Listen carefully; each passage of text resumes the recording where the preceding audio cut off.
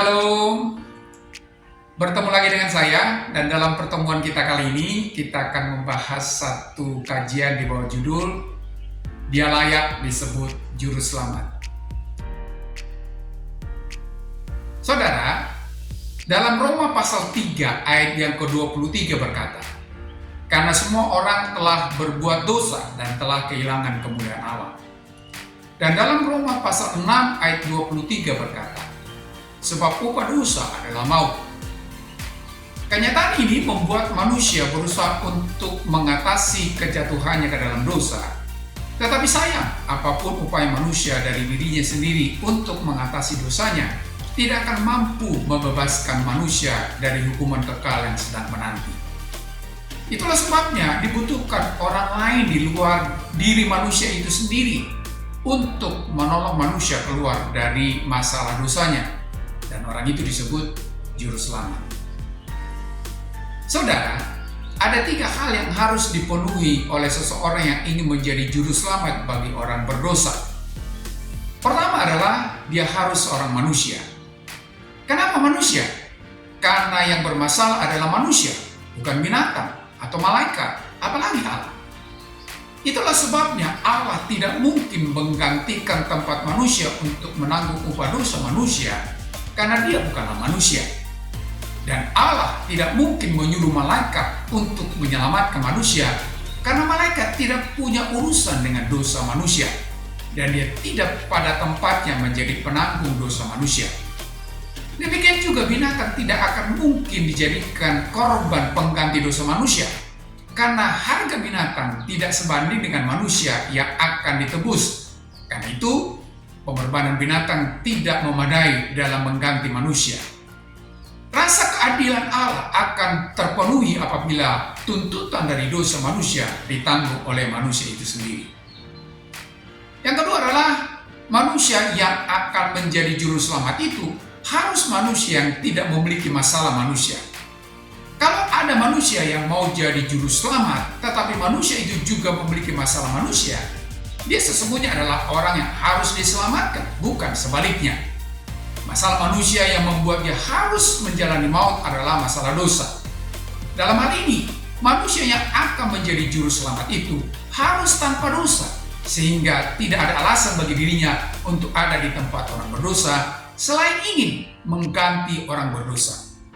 Kalau ada yang menyatakan bahwa dirinya adalah seseorang yang bisa mengganti upah dosa manusia, tetapi ia adalah salah satu dari orang berdosa, maka sehebat apapun perbuatannya dalam menawarkan pertolongan, maka hal itu tidak mungkin, sebab ia juga salah satu dari yang harus ditolong. Jadi, siapapun yang ingin menjadi juru selamat, maka ia harus tidak terhisap dalam dosa manusia. Itulah sebabnya ketika Allah hendak menyelamatkan manusia berdosa, dia harus menyediakan seorang manusia yang tidak berdosa. Yang ketiga adalah manusia yang tanpa dosa itu harus memenuhi tuntutan hukum yang ada dalam Roma pasal 6 ayat yang ke-23, yaitu kematian manusia berdosa. Hukum Allah harus ditegakkan. Jadi orang yang tanpa dosa itu ada di tempat orang berdosa hanya ingin memenuhi tuntutan dosa manusia. Sebab hanya lewat pemenuhan dari tuntutan itulah hukuman manusia selesai. Jadi kematian dari juru selamat itu adalah untuk menggantikan manusia yang seharusnya mengalami kematian. Tuntutan kematian harus dipenuhi oleh seorang juru selamat manusia, sebab untuk itulah ia dijadikan menjadi pengganti. Kematian dari seorang juru selamat merupakan penyelesaian dari hukuman yang telah menimpa manusia, sehingga terpenuhilah sisi keadilan Allah yang telah menjatuhkan hukuman atas manusia. Hukuman itu terrealisasi dalam kematian si juru selamat. Saudara, melihat ketiga kriteria di atas, kira-kira siapakah yang bisa memenuhinya di antara manusia? Jawabnya, tidak ada. Sebab Roma pasal 3 ayat 23 berkata, semua orang telah berbuat dosa dan telah kehilangan kemuliaan Allah. Kalaupun kita cari di antara manusia yang ada dalam dunia ini, maka kita tidak akan menemukan seseorang yang bisa memenuhi ketiga kriteria di atas. Sebab sebaik apapun manusia di atas dunia ini, dia adalah seorang berdosa. Ada mungkin orang yang menemukan seseorang yang paling saleh di tengah-tengah dunia ini, maka ia pun adalah orang berdosa. Memang ada banyak orang yang memiliki akhlak dan moral yang tinggi, tetapi kita harus sadar bahwa mereka pun adalah orang berdosa. Mungkin ada banyak orang yang mau berkorban atau mau mati untuk orang lain, tetapi mereka pun adalah orang berdosa. Jadi pada prinsipnya, semua orang yang ada di dalam dunia ini sudah ada di bawah kutuk dosa. Saudara, Allah dari jati dirinya yang ingin menyelamatkan manusia, di mana dia tidak mungkin menjadi juru selamat manusia yang sudah jatuh ke dalam dosa, sebab dia bukanlah manusia, menjadi manusia di dalam diri Yesus Kristus. Dalam Yohanes pasal 1 ayat yang ke-14 berkata, Firman atau Allah itu telah menjadi manusia dan diam di antara kita. Keberadaan Allah yang adalah roh itu menjadi manusia di dalam diri Yesus Kristus untuk memenuhi tuntutan keselamatan itu.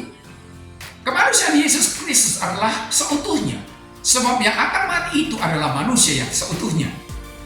Keberadaan Allah yang menjadi manusia bukan meniadakan keilahiannya sebagai Allah, namun bukan berarti pula bahwa keberadaannya sebagai Allah tidak menjadikan dia manusia seutuhnya.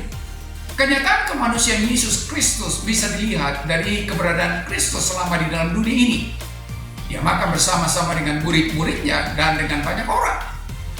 Dia lelah, dia haus, dia tidur, sedih, menangis, dan lain sebagainya. Semuanya itu membuktikan bahwa dia adalah manusia sama seperti manusia yang akan dia selamatkan. Walaupun suatu saat Yesus Kristus menampakkan keberadaannya yang melampaui batas-batas kemanusiaan, itu tidak berarti bahwa dia bukan manusia, sebab Yesus Kristus adalah perwujudan Allah yang menjadi manusia. Tetapi juga tidak meniadakan keilahiannya ketika dia menjadi manusia. Ketika dia mampu berjalan di atas air, di mana dari sisi kemanusiaan itu tidak mungkin karena hukum alam, maka hal itu bukan menunjukkan bahwa dia bukan manusia, sebab dia juga adalah yang ilahi, dan keilahiannya menopang kemanusiaannya sehingga tidak tenggelam ketika ia ada di atas air. Saudara, selain Yesus Kristus adalah manusia, dia juga tidak termasuk dalam masalah manusia. Dia manusia yang tanpa dosa. Dalam Yohanes pasal 8 ayat yang ke-46 berkata, Siapakah di antaramu yang membuktikan bahwa aku berbuat dosa? Saudara, hal ini perlu kita kaji. Karena pernyataan itu diungkapkan oleh Yesus di tengah-tengah orang banyak yang mengetahui latar belakang dan kehidupan Yesus. Dan ketika orang banyak itu ditantang oleh Yesus, tidak ada satupun di antara mereka yang bisa mengungkapkan satu hal pun yang membuat Yesus terjerat dalam hukum yang menyatakan bahwa dia berbuat dosa. Atau paling tidak dari 30 tahun usianya hidup bersama-sama dengan masyarakat di sekitarnya dengan hidup secara normal, di mana dia tidak hidup dalam pertapaan di gua, tentu melihat kehidupan keseharian Yesus.